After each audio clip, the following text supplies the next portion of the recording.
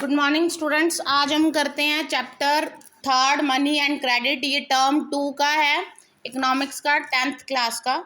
तो पहला पार्ट इसमें आता है double coincidence of wants. When the parties both have to agree to sell and to buy each other commodities.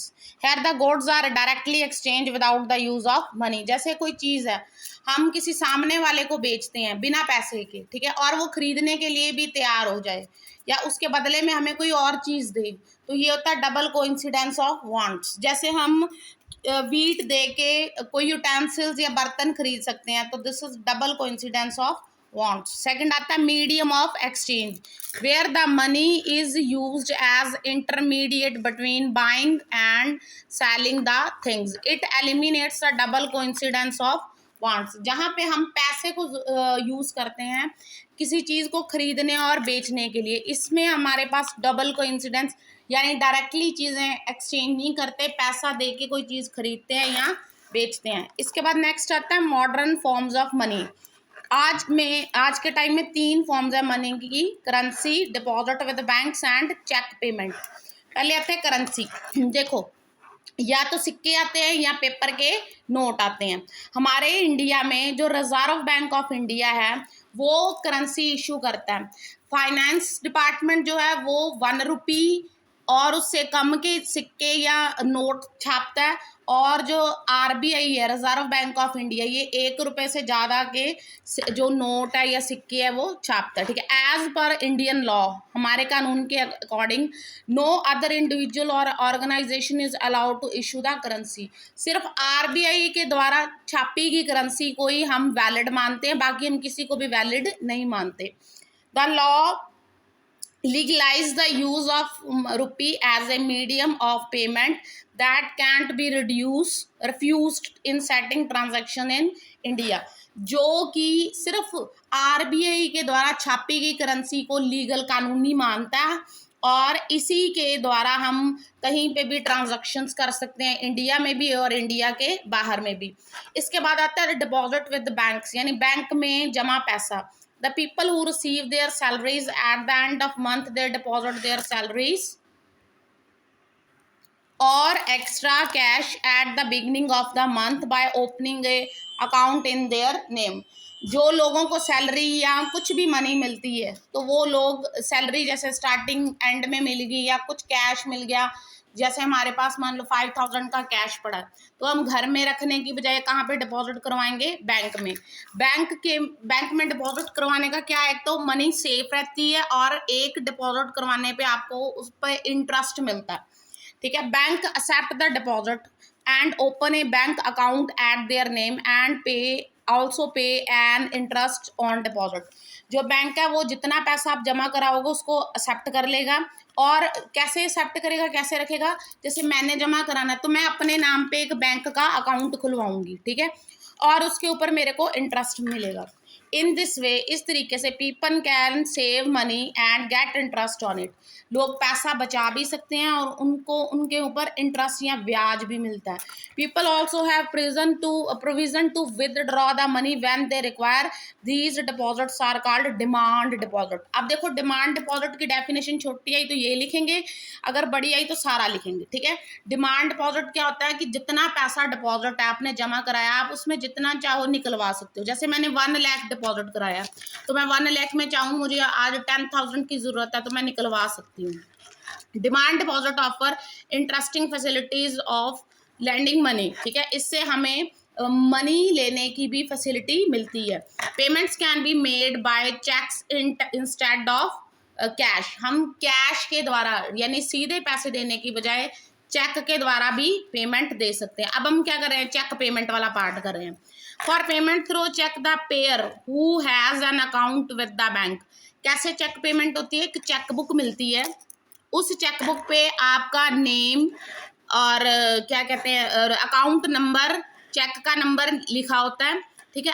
अब क्या है, हम उस चेक के थ्रू, वो एक पेपर है, उसके थ्रू अपने साइन करके वहाँ पे लिख के, खुद को पेमेंट करनी है तो सेल्फ लिखेंगे, किसी और को करनी है तो उसका नेम लिखेंगे, अकाउंट नंबर, तो और उसके ऊपर जितनी अमाउंट आपने विदड्रॉ करनी है या ट्रांसफ़र करनी है वो वाली आप अमाउंट लिखोगे।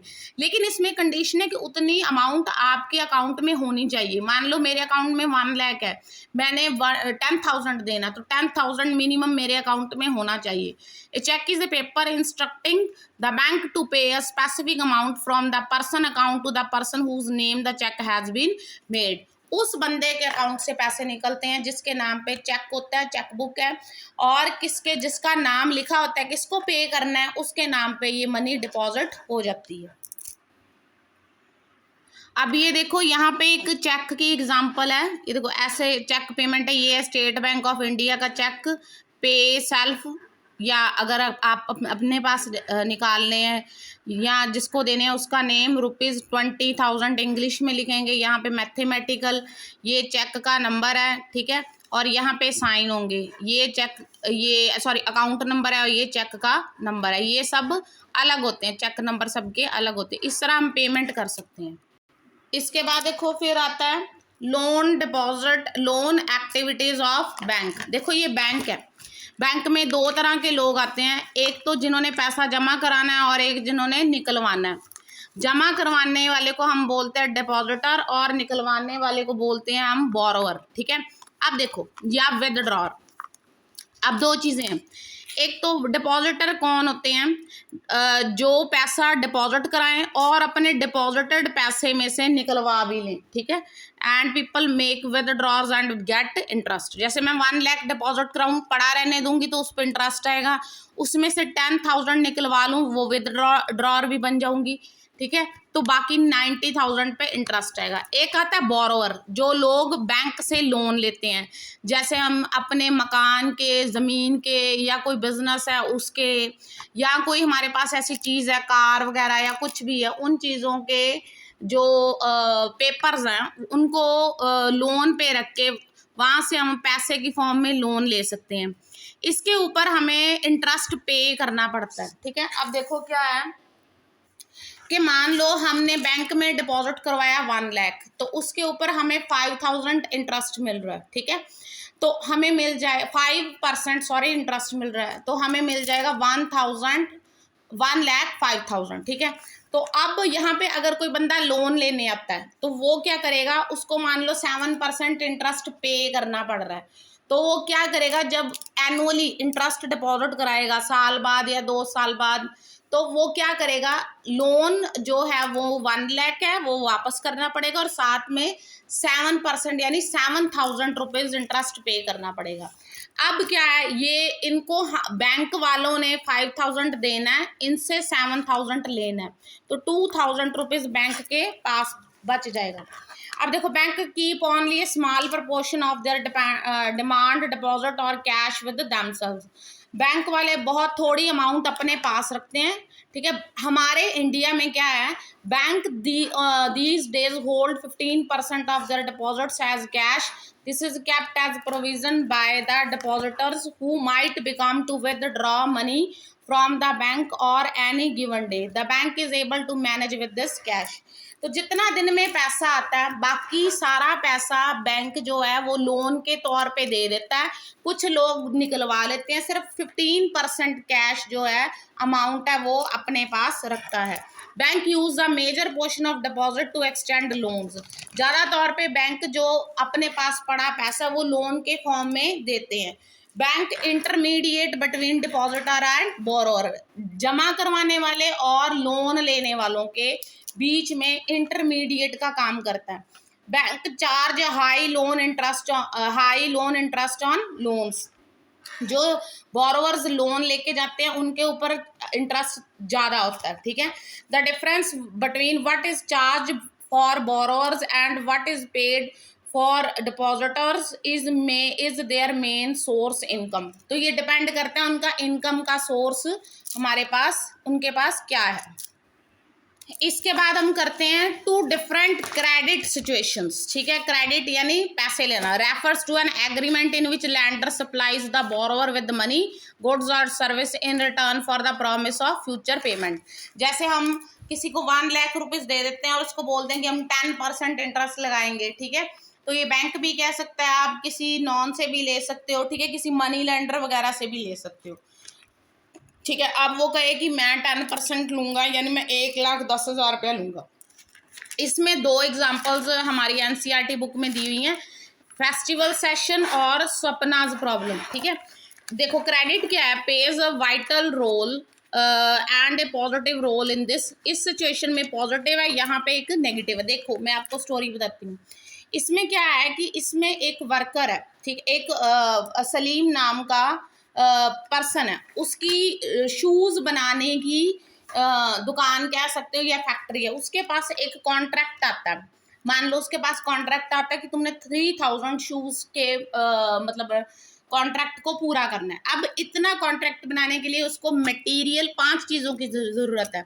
मैन्युफैक्चरिंग, ठीक है, मशीन्स यानी मटेरियल, रॉ मटेरियल, तीनों के, manufacturing, machines, raw material, money और मैन पावर।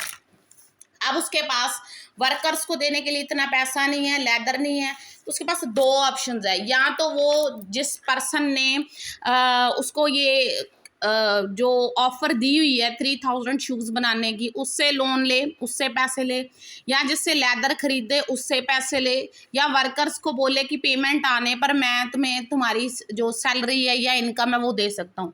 मान लो वो इन तीनों चीज़ों में फेल है या वो इन तीनों चीज़ों में इंटरेस्टेड नहीं है, तो वो क्या करेगा, वो गवर्नमेंट के पास जाएगा, बैंक्स के पास जाएगा और उनको बोलेगा कि मुझे लोन चाहिए। अब बैंक्स इसके लिए उसको मान लो 1 लाख की रिक्वायरमेंट है, तो 1 लाख की जो है वो रिक्वायरमेंट के अकॉर्डिंग लोन दे देंगे और उस पर इंटरेस्ट लगाएंगे। अब वो क्या करता है कि इससे वो the credit help to meet outgoing expenses of production, इससे वो क्या करता है 3000 का कॉन्ट्रैक्ट बनाता है। मान लो उसको 3000 में से 6 लाख इनकम होगी। अब 6 लाख वो में जब वो उसको इनकम हो जाएगी, मिल जाएंगे पैसे कंपनी वालों से जिनको उन्होंने बना कर दिए हैं, तो वो क्या करेगा, उस 6 लाख में से जो 1,10,000 है वो पेमेंट कर देगा और बाकी उसको इनकम बच जाएगी, ठीक है। ये तो क्रेडिट का एक पॉजिटिव पॉइंट नजर आता है, ठीक है हमें। इसके बाद आता है स्वप्ना प्रॉब्लम। स्वप्ना क्या है, एक फार्मर लेडी है, ठीक है, और उसे लोन चाहिए, ठीक है। वो एक शायद विडो है और उसके बच्चे भी, उसके पास 3 एकड़ जमीन है। अब वो क्या करती है, वो बैंक से लोन लेने की बजाय जो गांव का आड़ती है, ठीक है, मनी लैंडर है, उससे लोन लेती है। वो मनी लैंडर उसको लोन दे देता है, मान लो कि वो 20,000 का लोन लेती है। अब उससे वो बीज और ये मैन्योर पेस्टिसाइड खरीदती है और 3 एकड़ जमीन पर खेती करती है। उसने ये लोन 6 महीने बाद चुकाना है। अब क्या है, लेकिन 6 महीने के अंदर अंदर उसकी फसल खराब हो जाती है, अब वो लोन नहीं चुका पाती। अब वो दोबारा फिर मनी लेंडर के पास जाती है कि मेरे तो पैसे सारे खराब हो गए, अब मैं क्या करूं, आप मेरे को दोबारा लोन दो और उसके ऊपर इंटरेस्ट भी है। तो वो क्या करता है, उसको फिर दोबारा 20 या 30,000 दे देता है, लेकिन एक कंडीशन रख देता है कि तुम्हें पिछले 6 महीने का और ये वाला लोन इंटरेस्ट समेत, ब्याज समेत चुकाना होगा इस बार, नहीं तो तुम्हारी 1 एकड़ जमीन का मैं मालिक बन जाऊंगा, तुम्हें मुझे बेचनी पड़ेगी। वो कंडीशन मान लेती है। 6 महीने के बाद जब उसको इनकम होती है तो वो इन 6 महीनों का इंटरेस्ट और ये जो कैश है ये चुका देती है, लेकिन जो पिछला उसे घाटा पड़ा था वो लोन या उसका इंटरेस्ट नहीं दे पाती है। तो इससे क्या है, वो जो मनी लेंडर है वो उसकी 1 एकड़ जमीन का मालिक बन जाता है और उस बेचारी के पास जो पहले 3 एकड़ थी वो उससे कम होकर 2 एकड़ रह जाती है, ठीक है। तो ये इसका नेगेटिव पॉइंट भी आ जाता है जब हम किसी से पैसे उधार लेते हैं ब्याज पर। देखो इन रूरल एरियाज, पिछड़े एरियाज में the main demand for credit is crop production. ज़्यादा तौर पे हमें फसलें उगाने के लिए तब लोग ब्याज पे पैसा लेते थे, ठीक है। तो it involves cost of seed, fertiliser, pesticides, water, electricity, repair and equipment, ये सारी चीज़ें हमें चाहिए होती हैं। इसके बाद आता है there is a minimum time of 3 और 4 month when the farmers buy these inputs and sell the crops. तो किसानों को 3 से 4 महीने का मिनिमम टाइम चाहिए ताकि वो जो ये सारी चीज़ें हैं ये खरीद सकें और उसके बाद इसी के बीच अपनी फसलें बेच सकें। हाँ जी, इसके लिए for this they usually take crop loans, वो इसके ऊपर ब्याज लोन्स लेते हैं and repay the loan after harvest, फसल की कटाई और उसके बेचने के बाद उसको पे करते हैं। It mainly demands the incomes of farmers, ठीक है, ये डिपेंड करता है, depend on the incomes of farmer के उनके पास कितनी कमाई हुई है। सो क्रेडिट इन वन सिचुएशन, एक सिचुएशन में किसी की लाइफ को इम्प्रूव भी कर सकती है, किसी की इकोनॉमिक जो कंडीशन है, और किसी की इकोनॉमिक कंडीशन को डेब्ट ट्रैप यानी और ज़्यादा गरीबी में धकेल सकती है। अच्छा, क्रेडिट की कंडीशंस होती हैं कोलैटरल, ये देखो terms of credit, terms of credit अगर किसी को देना है तो क्या है, इंटरेस्ट रेट, कितना इंटरेस्ट लगाते हो, प्लस कोलैटरल, कोलैटरल क्या है ये अभी डिस्कस करते हैं। डॉक्यूमेंटेशन रिक्वायर्ड, पैसे चाहिए, जैसे हम बैंक में मकान के, दुकान के, इस तरह कुछ कागज़ जो हैं वो साइन करते हैं कि इनके बेसिस पे हमें लोन चाहिए। And the modes of repayment, और हम किस तरह से पेमेंट करेंगे, जैसे फसल बेचने के बाद करेंगे या 3000 जो शूज़ का कॉन्ट्रैक्ट था उसके बाद करेंगे, which are known as terms of credit. ये डिपेंड करता है लैंडर और बोरोअर की कंडीशन पे। अब देखो कोलैटरल क्या है, collateral is an asset that the borrower owns. देखो ये एक तरीके का, एक तरह की वो कंडीशन है जिसके सर पे, जिसके दम पे जो बोरोअर है उसको पैसा मिलेगा। जैसे ज़मीन के कागज़ हैं, बिल्डिंग के हैं, कोई व्हीकल है, कोई पैसा जुड़ा हुआ है, जैसे बैंक में पैसा पड़ा है 1 लाख रुपया, हम वो नहीं निकालते, ठीक है, कोई एफडी पड़ी है वो नहीं निकालते, उसके दम पे हम 5000 50,000 60,000 कुछ पैसे लेते हैं and deposit with banks and use this as a guarantee, जो गारंटियर का काम, गारंटी का काम करता है, to a lender until the loan is repaid. जैसे मान लो 5 लाख की गाड़ी है, हमने 3 लाख रुपया लिया है बैंक से, अगर 5 लाख हम 3 लाख पे कर पाए तो ठीक है, नहीं तो बैंक क्या करेगा, वो 5 लाख की गाड़ी सेल करके हमसे वो अपना जो लोन है और उसका इंटरेस्ट है वो ले लेगा। इसके बाद देखो मोस्ट इंपॉर्टेंट पार्ट आता है, इसमें बहुत सारे क्वेश्चन आए हुए हैं कि सेक्टर क्रेडिट इन इंडिया, 2 तरह के सेक्टर है, फॉर्मल और इनफॉर्मल सेक्टर, जिनसे हम क्रेडिट लेते हैं। ये देखो ये ग्राफ बना हुआ है, टोटल हम मानते हैं 100%। फॉर्मल सेक्टर 2 है, कमर्शियल बैंक और कॉरपोरेटिव सोसाइटीज। कमर्शियल बैंक के पास 25% लोग लेने जाते हैं लोन और 27% कॉरपोरेटिव सोसाइटीज से लोन लेते हैं। इनफॉर्मल सेक्टर में कौन आते हैं, लैंडलॉर्ड से 1%, मनी लैंडर से 30%, ट्रेडर्स व्यापारियों से 3%, रिलेटिव और फ्रेंड्स से 7% और अदर्स 7%। इस तरह से लोग, ये 5 हैं जो इनफॉर्मल क्रेडिट सेक्टर है क्रेडिट देने के, ठीक है। अब देखो मनी लैंडर ये सब लिखा हुआ है। RBI supervises the functions of formal sources, इन दोनों सोर्सेज के हेड कौन है, रिजर्व बैंक ऑफ इंडिया। अच्छा देखो, for instance the bank maintain the balance और मनी कैश, ठीक है, इसके लिए बैंक के पास इतना पैसा होना चाहिए। The RBI supervises the function of formal sources, monitor the bank actually maintain the cash balance. ये भी देखते हैं कि किस बैंक के पास कितना पैसा है, कितने लोग पैसा लेने आते हैं और कैसे वो बैंक पैसा दे के और उसको बैंक चलाता है, मेंटेन रखता है, कैसे वो पैसा अपना दोबारा जो है वो उनसे वापस लेगा। The RBI sees that bank not only provide profit to the business and traders but also to small cultivators. जैसे हम आगे पढ़ेंगे सेल्फ हेल्प ग्रुप, तो यहाँ पे ना के बराबर हमें इंटरेस्ट पड़ता है और कई बार इंटरेस्ट होता ही नहीं है। ये उन लोगों के लिए भी है जिन्होंने अपना थोड़ा काम स्टार्ट करना है, लेबरर्स हैं या कुछ और इस तरह के लोग भी हैं। हाँ जी, there is no organisation which supervises the credit activities of lender in the informal sector. Informal sector जो है, इनके जो 5 पार्ट करे हमने, इनको देखने वाला, इनके ऊपर कंडीशंस लगाने वाला कोई भी नहीं है, ठीक है। इसके बाद आता है most of the informal lenders charge much higher that formal sector, formal lenders. अच्छा, ज़्यादा तौर पे ये जो इनफॉर्मल होते हैं ये फॉर्मल से ज़्यादा ब्याज लेते हैं। Cheap and affordable credit is crucial for the country's development, ठीक है। जो चीप और अफोर्डेबल क्रेडिट ये बहुत मुश्किल हो जाता है किसी कंट्री की डेवलपमेंट के लिए। अब देखो कौन कितने % फॉर्मल और इनफॉर्मल ब्याज लेता है ये देखते हैं। इसको हमने 4 पार्ट्स में डिवाइड किया हुआ है पूरे ग्रुप्स को।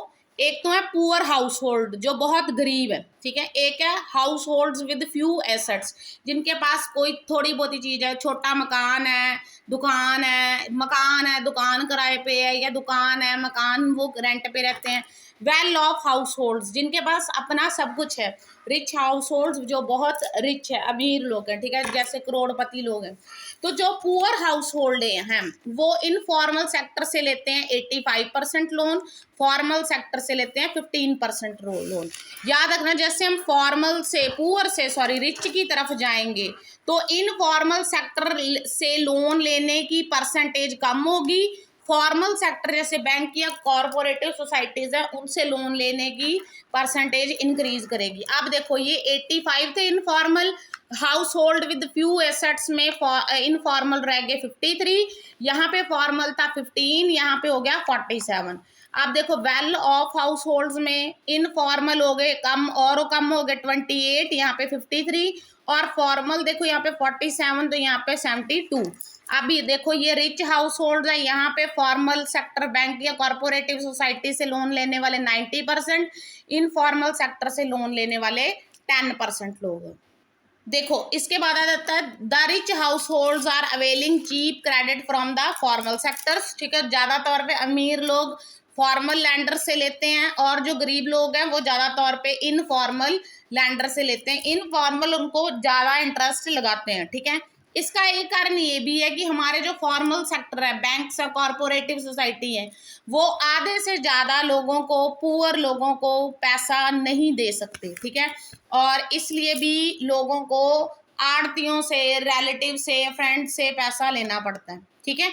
हाँ जी, तो इसके बाद आता है फॉर्मल सेक्टर जो है इनको और एक्सपेंड करने की जरूरत है, और लोगों को अवेयर करने की भी जरूरत है कि आपको बैंक वगैरह से लोन लेने पे इंटरेस्ट भी कम पड़ेगा और आपको इतनी कंडीशंस नहीं माननी पड़ेंगी।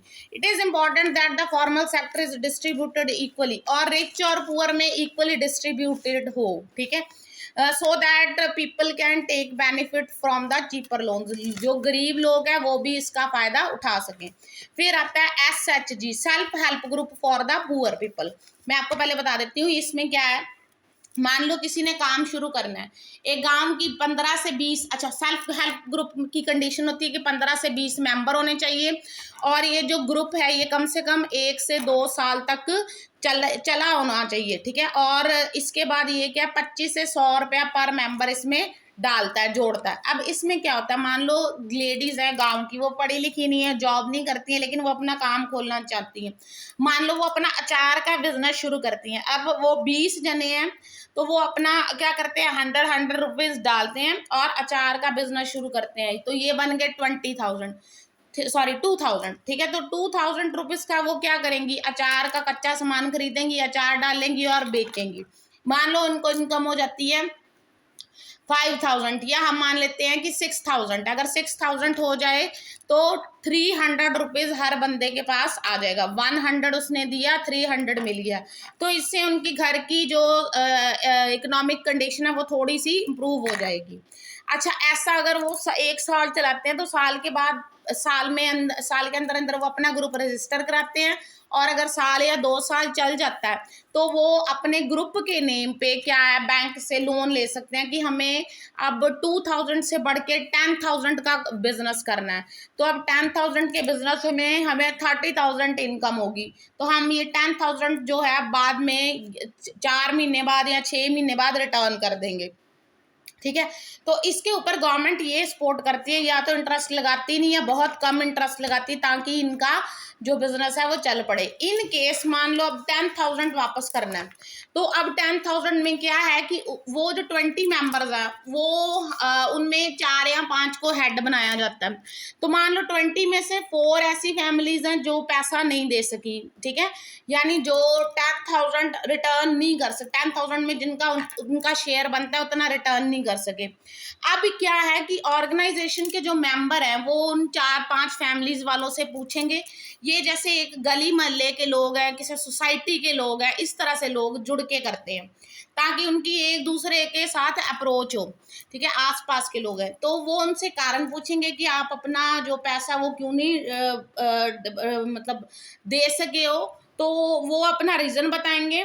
अगर रीज़न वैलिड हुआ, मानने वाला हुआ, मान लो किसी के घर में कोई हादसा हो जाता है या किसी को इतनी इनकम नहीं होती है या उसके घर में कोई बहुत ज़्यादा बीमार हो जाता है, एकदम खर्च हो जाए, तो वो फिर रीज़न को समझेंगे। अगर उनको रीज़न वैलिड लगा, जो ग्रुप के हेड हैं, तो वो क्या करेंगे, इसका बैंक को बताएंगे और बैंक से क्या बोलेंगे कि हमें थोड़ा सा टाइम और दे दीजिए ताकि हम इससे ओवरकम कर सकें। आप देखो यहाँ पे लिखा है members can take small loan from self help group से ले सकते हैं टू मीट देयर नीड्स, अपनी ज़रूरतों को पूरा करने के लिए, having less interest that then informal sector से कम। After 1 or 2 years if the group is regular, चलता है group in savings, it will eligible for availing loan from the bank, तो वो बैंक से भी लोन ले सकते हैं। Loan is sanctioned on the name of the group, के नाम पर लोन मिलता है, ठीक है। इसके बाद आता है कि small loans are provided by banks to the member, छोटे छोटे लोन दिए जाते हैं फॉर स्मॉल लैंड्स, थोड़ी ज़मीनों के लिए, बाइंग सीड, बीज खरीदने के लिए, fertilizers, raw material, household material, for acquiring assets like sewing machine, जैसे लड़कियों को या लेडीज़ को कढ़ाई आती है, वो कढ़ाई का काम कर सकती हैं, जैसे मैंने अचार का बनाया, हैंडलूम, हाथ की कढ़ाई बुनाई, ठीक है, कैटल यानी जानवर, ठीक है, etcetera. Most of the important decisions are taken by the group members, के द्वारा इकट्ठे मिलके ये डिसीजन लिया जाता है कि हमने कितना लोन लेना है, क्यों लोन लेना है, कैसे उसको पे करना है, और ये सब। Any case of non repayment of loan by any one member, अगर कोई भी बंदा लोन नहीं दे सकता तो उसके जो बाकी साथ वाले मेंबर्स हैं वो इसको देखते हैं कि क्यों नहीं दे सकता और बैंक को बताते हैं ताकि बैंक उनकी सपोर्ट कर सके। इस तरह जो सेल्फ हेल्प ग्रुप है वो जो छोटे छोटे पुअर हाउस होल्ड के लोग हैं या जो घरों में बैठे लेडीज़ हैं तो उनकी हेल्प कर सकता है, उनकी इकोनॉमिक कंडीशन को इम्प्रूव कर सकता है। सबसे ज़्यादा हेल्प लेडीज़ की होती है।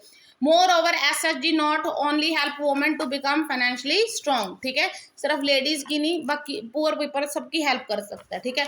There are the regular meetings, सिर्फ उनकी हेल्प ही नहीं कर सकता, ये जो सेल्फ हेल्प ग्रुप होते हैं ये रेगुलर मीटिंग भी करते हैं ताकि लोगों को जो अपने 20-25 मेंबर हैं उनकी कंडीशन देख सकें, उन पर डिस्कशन कर सकें ताकि उनकी हेल्थ की इश्यूज हैं, न्यूट्रिशन है, उनके ऊपर डोमेस्टिक वायलेंस वगैरह तो नहीं होती।